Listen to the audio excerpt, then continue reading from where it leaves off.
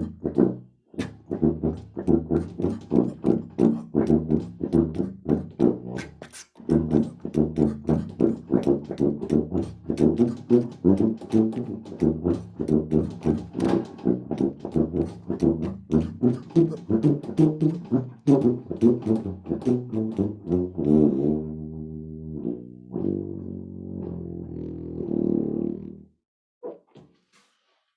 up, everybody? How's it going? Welcome to another installment of TEM Tuesday. This is feeling a little bit high stakes because my amazing wife Tiffany is at the Midwest Band and Orchestra Clinic right now. So she is in Chicago. So my son is sleeping. So if he wakes up, he is going to make a cameo. Why you're not charging enough for lessons. This is something that comes up a lot with TEM coaching clients, and it could be lessons. I just chose one specific example there. Could be anything. I wanted to share a story actually that is the very opening of the book Influence by Dr. Robert Cialdini, and he told a story in this book about a friend of his who owns a jewelry store in New Mexico, I believe it was. And this is a very nice jewelry store that did well. And there was the owner had some very nice jade jewelry that she had not been able to sell for whatever reason. She couldn't sell it. She had tried everything. She put it on an end of an aisle. She did all. She put it by the register. She couldn't sell it. She finally got fed up and just wanted to get rid of it to clear some space for something else on the shelf. And she wrote a note to her manager as she was leaving town for a week. And the note read, "Make it all half price." Just she wanted it gone. So she came back, and much to her surprise and joy, the manager misread her note, and the manager thought that it told her to double the price of the jewelry. So she had doubled it rather than halved it, and it all sold.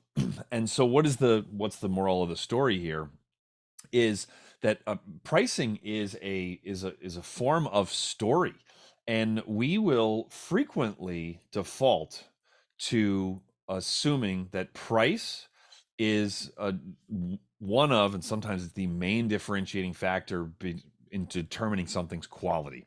I'm not sure why. I like pickles, but I always use the example of pickles. If you go to the grocery store and you are looking, there's, even a modest size, like, grocery store, it's going to have like a whole bunch of kinds of pickles, right? 10, 20, 30, depends. And there are going to be a couple of like artisanal looking pickles that might be like $10 for a jar, and then there are others that are like $4 for a jar. We automatically assume that the $10 pickles are better than the $4 pickles. Now, in a blind taste test, there's no way that in that entire store that every single product that's more expensive is going to be better than the cheaper ones. But our brains automatically go to, sure, I'll splurge, I'll get some nice pickles. Well, no, what you're actually saying, if you've never tried them, is I'll get some expensive pickles, which does not necessarily correlate to nice. And so when this jewelry, it obviously in the eyes of the customers, it was quality jewelry. It all sold, but it wasn't, the story wasn't there. It wasn't fancy enough. And then suddenly when it became fancy, or it became better simply by charging more money, then all of it went away. Um, Not charging enough is a form of hiding. I really like this point from that Seth Godin makes all the time, which is that if you are charging, let's say, $40 an hour for private music lessons, and then you're charging $200 an hour for private applied lessons, would you feel comfortable delivering the same amount of value at those two price points?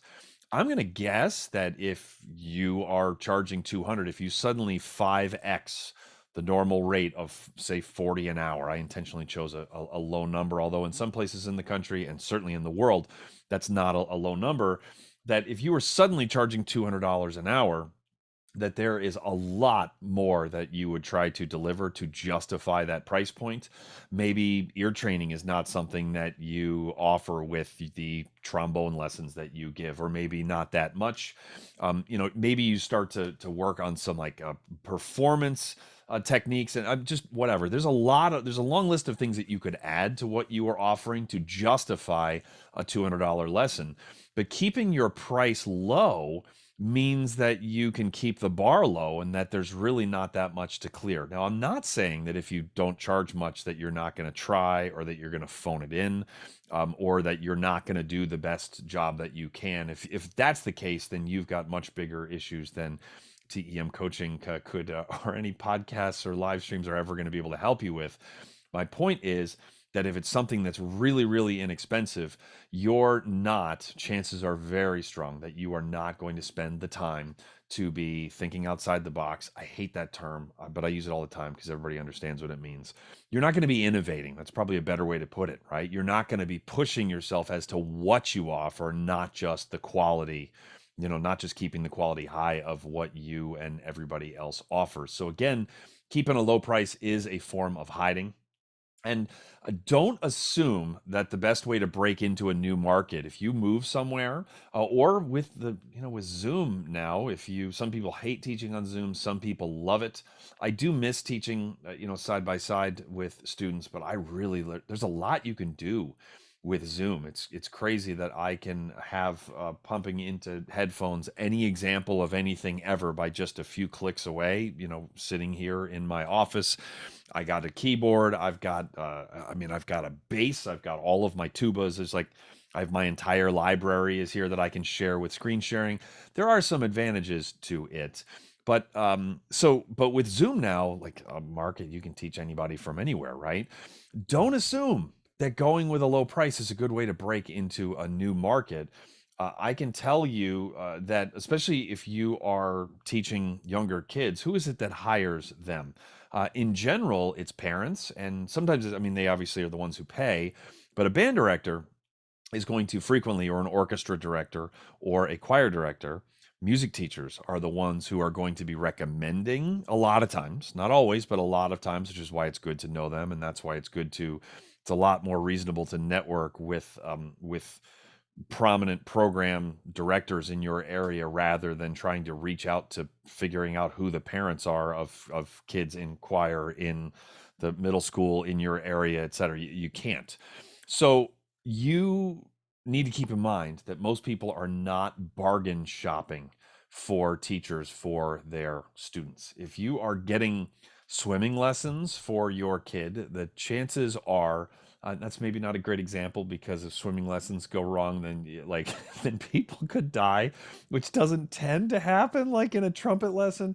But you understand what I'm saying, right? Like, people, if the going rate for a private swimming lesson in your area is $50, and then there's one person who's 25, most parents are not like, I'm gonna try this 25 to, the one who is randomly half of what everyone else is charging.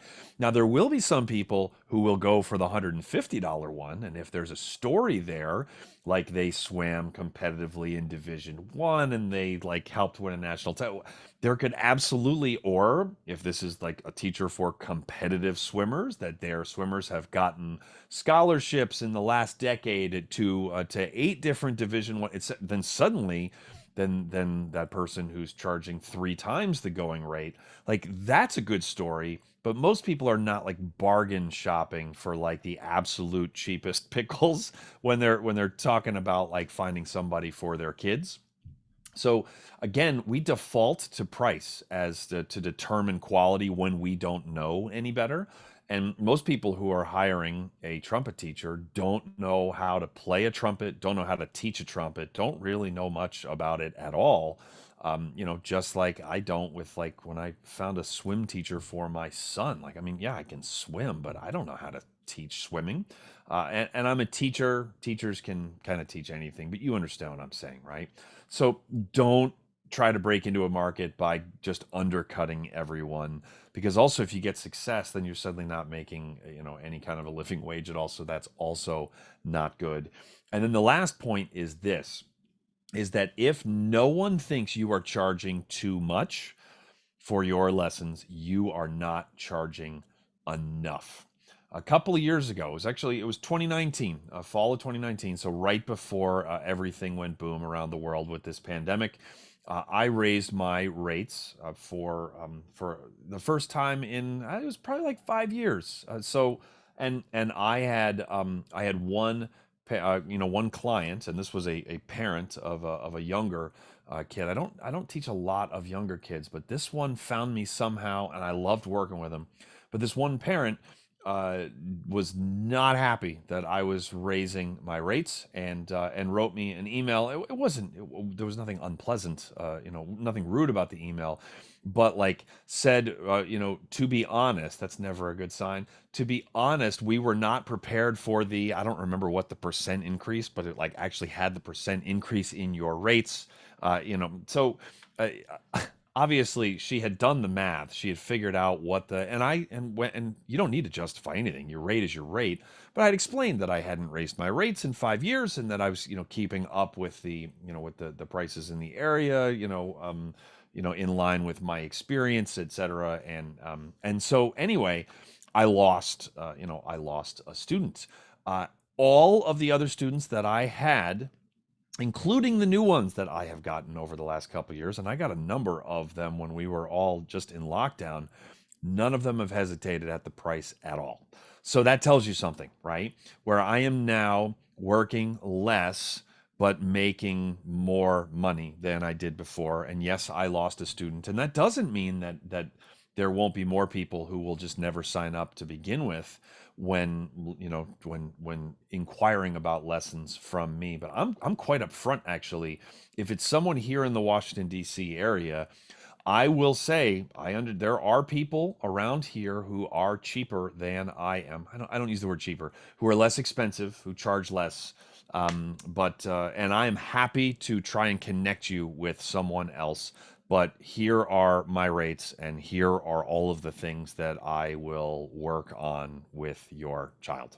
And so if no one thinks that that's too much, then you're not charging enough. But also, don't just try and be unless there's really a need in your area. And again, area is getting a little bit, is getting a little nebulous because of online. Don't just try and be in the middle unless there's an actual need for that, because again, that swim instructor who charges $150 for a half hour, who actually knows how to get somebody a scholarship to Division 1. This is somebody who's already taking swimming seriously. They are looking for a teacher to take their child to the next level. They want to pay that person that much money. They really do.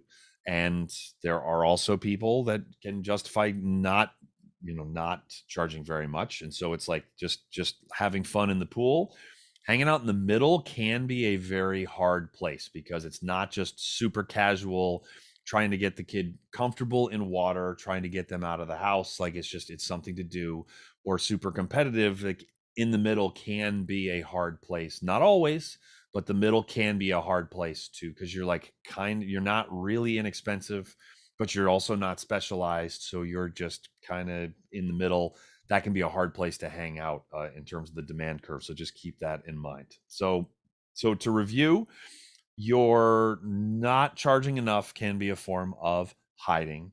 Think about what you would do if you had to charge like 5 times what you're charging now. Like, what else could you offer? Don't assume that breaking into a new market is best done by lowballing everybody in the area. And if no one thinks that you're charging too much, then you are not charging enough. All right. Thank you. You can learn more about TEM coaching, about the completely free TEM podcast. I've actually was brainstorming. I went on a hike today on the Appalachian Trail up in Maryland, and I was brainstorming some TEM events, which I am going to try and announce this week. There's a couple of mastermind working group things that are some that are going to be like, I think, 6 weeks. I'm still working out the details. Some that are going to be longer, but like accountability groups. I got some exciting stuff coming up, but again, the podcast completely free and always will be. So you can find that all at tem.fm or wherever you find podcasts. And if you're watching this on Facebook, subscribe to the YouTube channel, please. And I think that that's going to do it. So have a wonderful rest of your Tuesday evening.